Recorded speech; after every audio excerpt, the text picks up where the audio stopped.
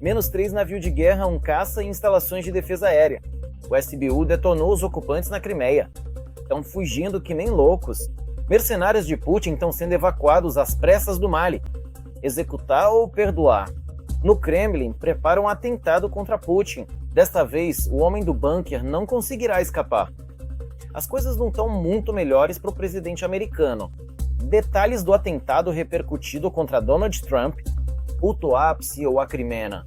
As autoridades russas estão enviando o povo em massa para passar férias nas praias sujas de óleo da região de Krasnodar, sob o bombardeio constante dos ataques das forças armadas da Ucrânia. E canibalismo no fronte. Por falta de mantimentos, soldados russos estão comendo uns aos outros. Já está interessado?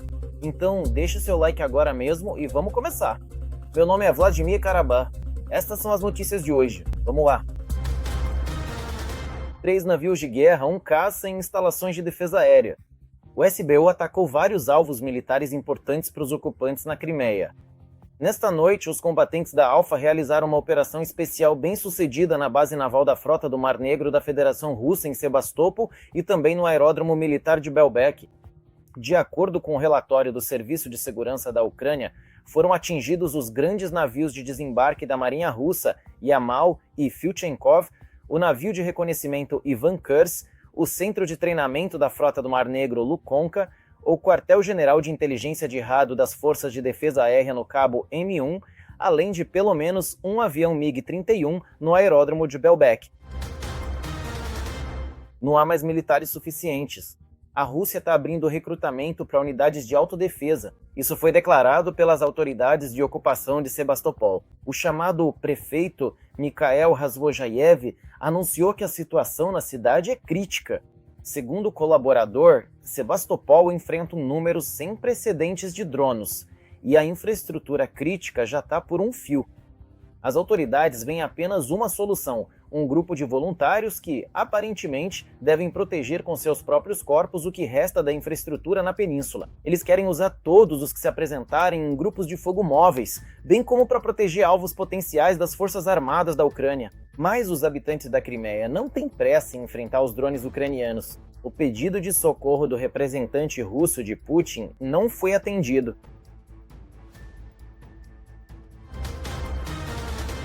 O Kremlin também deu falta de mais um de seus helicópteros com mercenários russos nesta noite. Desta vez não foi na Ucrânia, mas no Mali. Assim, o blogueiro pró-guerra Ilya Tomanov, sob o codinome Fighter Bomber, afirma que a Rússia perdeu um helicóptero do Corpo Africano do Ministério da Defesa junto com toda a tripulação. As imagens mostram o suposto local da queda da aeronave perto da cidade de Gal. Anteriormente, foi relatado um ataque em larga escala de rebeldes tuaregues e islâmicos contra bases de mercenários de Putin, que apoiam as forças armadas do Mali. Como resultado, o Corpo Africano do Ministério da Defesa da Rússia está deixando a região. Canais Z começaram a divulgar informações sobre a evacuação de unidades de mercenários de Putin de Kidal. Anteriormente, forças pró-Rússia negaram as alegações de que rebeldes teriam capturado uma base de mercenários no Mali. Allahu Akbar. Allahu Akbar. Parece que o castelo de cartas do Putin está desmoronando diante de nossos olhos. A influência da Federação Russa no mundo é zero, enquanto o descontentamento com o ditador sanguinário cresce constantemente até dentro da própria Rússia. Como resultado, agentes de segurança e oligarcas preparam um golpe no Kremlin com o objetivo de remover Putin do poder. Na Rússia, os preparativos para um golpe de Estado estão a todo vapor. Na verdade, o Putin queria agitação, pois agora ele conseguiu agitação. Como mostram as últimas pesquisas de opinião além da fronteira, os cidadãos comuns da Federação Russa estão cansados da guerra iniciada por Putin, assim como do próprio anão sanguinário e sua loucura. A vida inteira virou de cabeça para baixo e, claro, as pessoas veem e sentem isso. 77% dos entrevistados, de uma forma ou de outra, sofreram cortes de internet móvel em sua cidade, e isso era uma parte essencial da vida. 67% sofreram com o bloqueio de aplicativos de mensagens. Como já dissemos, na faixa dos 18 a 50 anos, esse número certamente passa dos 80%. Os bloqueios do WhatsApp e do Telegram são o problema mais agudo relacionado à guerra. 47% citam a restrição de serviços online como as limitações mais dolorosas ligadas à SVO. Agora, 1 em cada 2 pessoas reclama de bombardeios e ataques de drones. Recentemente, até as elites russas, que tradicionalmente enriquecem às custas do Kremlin, começaram a reclamar do czar paizinho. Até eles não aguentam mais essa agitação do Putin. Existe a opinião de que para eles, aquela decisão do Putin foi um choque para muitos. E eles provavelmente prefeririam por interesses próprios, não por interesses, morais, de princípios ou outros. Por dentro, as coisas estão péssimas para eles há muito tempo. E quanto à alma, aparentemente ela não existe há muito tempo. Ou talvez nunca tenha existido. Por interesses próprios, porque assim não haveria sanções tão severas contra eles especificamente. Em seguida, os chamados turbopatriotas da Rússia também começaram a expressar seu descontentamento em massa com o regime. Estes últimos, no 5º ano de guerra total, estão completamente desiludidos com Putin e suas ideias de mundo russo. Isso causa histeria até mesmo no público patriótico pró-guerra. A própria Anastasia Kachevarova, que gosta tanto de falar a verdade e mandar real nua e crua, diz que hoje são decisões idiotas e amanhã estamos retirando corpos de mulheres e crianças dos escombros. Muito correto. As celebridades russas também não estão mais em silêncio. Após o sucesso impressionante do vídeo de Victoria Bonya, muitos blogueiros, atores e músicos começaram a expressar publicamente sua insatisfação com Putin. Bem, sejamos honestos. Temos um homem, Putin, há 26 anos no poder. Se por décadas a verdade não é dita, isso não é um erro, é o sistema. Existe uma velha fórmula. O czar é bom, os boiardos são ruins. Está na hora de superarmos isso. Além disso, todos, de jovens a idosos, começaram a incitar o público a uma revolta em toda a Rússia. A tendência de gravar vídeos provocativos para as autoridades se espalhou por todo o país. Eu também gostaria de me manifestar hoje, mas não ao Putin, e sim àqueles que começaram a falar, a expor os problemas que ocorrem hoje em nosso país. Muito obrigado a vocês. Obrigado por darem o primeiro passo, por não ficarem só nas palavras, mas agirem, porque hoje a palavra equivale à ação, e isso pode ter consequências reais. Pois bem, vocês arriscaram seu conforto para ajudar as pessoas, para levar informação a elas. Até o principal pilar de Putin na Rússia, os militares e o exército, viraram as costas para ele. Os generais não escondem mais que entregam relatórios falsos sobre a situação no fronte ao homem do bunker, para não irritar o ditador desnecessariamente. Como resultado, em vez de encerrar a operação militar especial, Putler acredita piamente que tudo corre conforme o planejado. Só que esse plano acaba sendo utópico. Claro, tudo isso continua acumulando riscos para ele, gradualmente. E logo a insatisfação russa com Putin se transformará em uma revolta popular, afirmam analistas, e todos a apoiarão.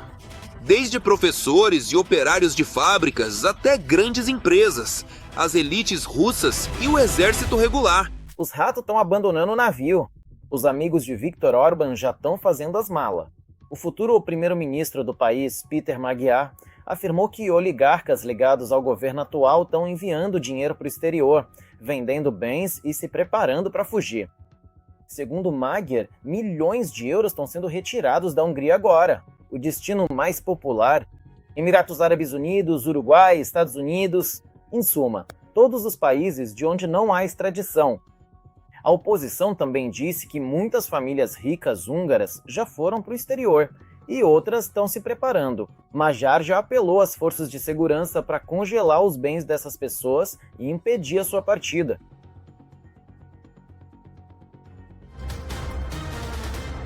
As autoridades chinesas estão furiosas. Pequim está em fúria e ameaça a União Europeia.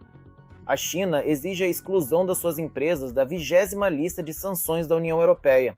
Lembrando que, pela primeira vez, empresas chinesas foram atingidas, sendo consideradas na Europa como envolvidas no fornecimento à Rússia de bens de uso duplo e componentes militares.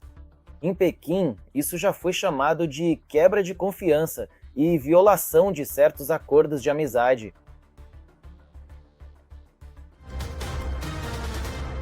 Tornar a América grande novamente não funcionou. Os Estados Unidos perderam a corrida armamentista e cederam a liderança à Alemanha em termos de capacidade de produção. O chefe do grupo alemão, Rheinmetall, disse que até 2030 a empresa aumentará o número de funcionários para 70 mil. Tudo isso é necessário para aumentar o potencial, pois os planos são passar de 70 mil munições de artilharia para 1 milhão de projéteis por ano. Outros países europeus também estão aumentando a sua indústria militar. O principal objetivo é depender o menos possível dos Estados Unidos. Ao mesmo tempo, nos próprios Estados Unidos parece que há cada vez menos desejo de depender do seu presidente. Donald Trump sobreviveu a outra tentativa de assassinato, mas a própria tentativa de tirar a vida do líder já diz muito, dizem analistas. Trump está claramente sendo convidado a sair, por bem ou por mal. Um raio não cai 3 vezes no mesmo lugar. A nova tentativa de assassinato de Donald Trump não aumentou a sua popularidade em queda e não preocupou muito os Estados Unidos. Sabe-se que os disparos foram feitos ontem por um professor da Califórnia de 31 anos, Cole Thomas Allen. Ele estava armado com uma espingarda e tentou invadir o salão onde Trump já se encontrava. O agressor conseguiu disparar contra um agente do serviço secreto após o que foi agarrado e detido. Nenhum representante da administração americana ficou ferido. Donald Trump e J.D. Vance foram rapidamente retirados do salão para um local seguro. O oficial ferido também está bem. Ele estava usando um colete à prova de bala. O suspeito realizou um ataque a um posto do serviço secreto. Ele também tinha consigo uma pistola e várias facas. O atirador não se feriu e foi levado ao hospital para ser examinado. Mas o próprio fato do ataque diz muito, afirmam os analistas. Nos últimos meses, a popularidade do presidente americano caiu rápido, principalmente por causa de políticas externa e interna bem absurdas. Quando fazem pesquisas de opinião, os dados já mostram que 55% dos americanos apoiam a ideia de um impeachment para o Trump. Mas não vai ter impeachment até que a base dele entenda que o Trump não é, de jeito nenhum, o que eles precisam. Mas eles nunca estiveram tão perto de entender isso como agora. Para ser sincero, o próprio Trump ajuda como pode a chegarem nessa conclusão. Mudanças constantes de opinião, promessas não cumpridas ou, ao contrário, ações agressivas demais não agradam os americanos. Um dos exemplos recentes é a morte de 2 cidadãos que eram contra a política migratória da Casa Branca. Eles foram mortos. Eles matam. Parte dos conservadores se afastou do Partido Republicano. Eram centristas. Mas eles dizem não, por esse Partido Republicano não, eles são radicais demais, não queremos votar neles. Depois, os católicos. Os católicos, que formam 23% do eleitorado, aliás, também. E aí o Donald Trump começa a brigar com o Papa, posta fotos de si mesmo como Jesus. E ainda tem o J.D. Vance dizendo que o Papa deveria cuidar de questões morais em vez de comentar sobre política. Guerras no Irã, tentativas de anexar a Groenlândia, encontro com Putin, desprezo pelo Canadá. Essa lista de fracassos do Trump no último ano está longe de terminar. Tudo isso se acumula como derrotas do Trump. Ele perde negociações. O Trump começou a guerra. Tudo isso é tipo bum, bum, bum, bum. E o que o Trump mais odeia é quando ele é responsabilizado por alguma coisa. Por isso ele vai estar aqui. Já ouvimos ele gritando com o Witkoff que, pelo visto, o Witkoff passa as informações de forma errada. Ele informou o Trump errado sobre alguma coisa. Ao mesmo tempo, no país do chamado capitalismo desenvolvido, o cidadão comum julga o sucesso do governo não pela TV, mas pelo próprio bolso. E ultimamente, o Trump não tem do que se gabar desse ponto. Em primeiro lugar, os preços da gasolina e depois todo o resto. E o resultado é um cenário bem triste. Os oponentes de Trump no Congresso também veem esse cenário. Segundo analistas, a estratégia democrata hoje será frear as ideias de Trump, sendo a principal delas dobrar o orçamento militar do país. Os democratas vão adorar fazer de tudo para colocar obstáculos no caminho do Trump. E se isso significar um impeachment ou não dar dinheiro para ele? Acontece que quando um presidente não é popular, até membros do seu próprio partido começam a dizer: será que a gente precisa mesmo disso? Ultimamente, muitos têm se queixado também da idade do governante americano. Neste verão, ele já entrará na sua 9ª década. Em parte, a idade é associada à confusão em suas declarações. O que o presidente diz em apenas 24 horas costuma contradizer a si mesmo. Ele meio que se fechou em sua própria realidade, onde ele tem, negociações, tudo ótimo. Mas há outra realidade, na qual não só, todos nós fomos parar, mas o Irã também acabou nela conosco. Porque agora meio que confiamos mais no que o Irã diz do que no que o nosso próprio presidente diz. Tudo isso, segundo analistas, sugere que Trump não terminará seu mandato na cadeira presidencial. J.D. Vance é considerado o candidato mais provável para ocupar o seu lugar. A propósito, o vídeo de hoje do ataque do atirador corrobora essa versão. Por algum motivo, o serviço secreto correu primeiro para salvar o Vance, e só depois foi até o Trump, derrubando o idoso presidente no caminho. Este ano, os russos serão forçados a nadar em óleo combustível e não no mar. Os moradores da Federação Russa foram convidados a passar as férias nas praias de Tuapse. Na União Russa da Indústria de Turismo, apesar do caos total em Tuapse, não esperam o cancelamento da temporada de férias devido ao vazamento de petróleo no Mar Negro. Claro, é uma situação desagradável, mas esperamos que tudo esteja em ordem até o início da temporada turística, declararam os agentes de viagens. E logo acrescentaram: se não for confortável descansar em Tuapse, o fluxo de turistas será redirecionado para os resorts do Mar de Azov e para a Crimeia. Assim, os russos têm uma escolha: ou nadar calados no óleo, ou aproveitar as férias sob o barulho constante de explosões na península temporariamente ocupada.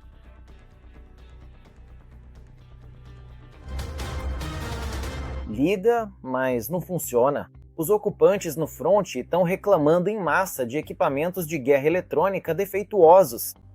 As chamadas armas anti-drones ligam e acendem luzinhas brilhantes, mas para por aí. Essas armas feitas com botões de interfone compensados são simplesmente inúteis contra os drones ucranianos. Esta é uma arma antidrone, mas, ela não é eficaz contra drones, não faz nada com eles. Por que diabos fizeram isso? Eu não consigo entender pra quê.